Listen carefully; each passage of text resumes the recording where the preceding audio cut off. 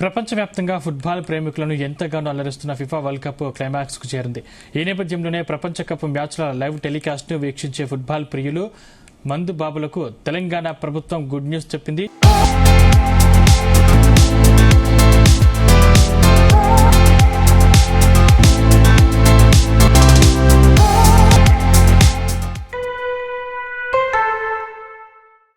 ఇక తెల్లవారుజాము వరకు మద్యం అమ్మకాలకు అనుమతినిస్తూ కీలక నిర్ణయం తీసుకుంది.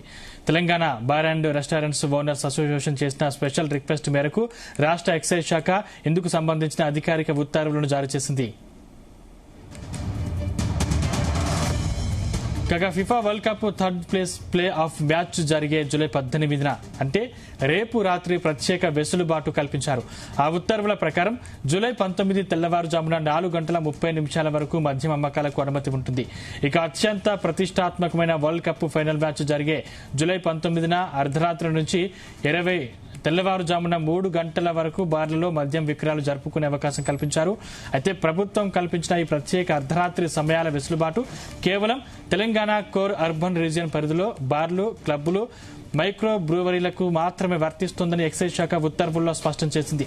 ప్రభుత్వ తాజా నిర్ణయంతో ఫిఫా ఫైనల్స్ వేళ నగరంలో ఫుట్బాల్ ఫీవర్ మరింత ఊపందుకోనుంది.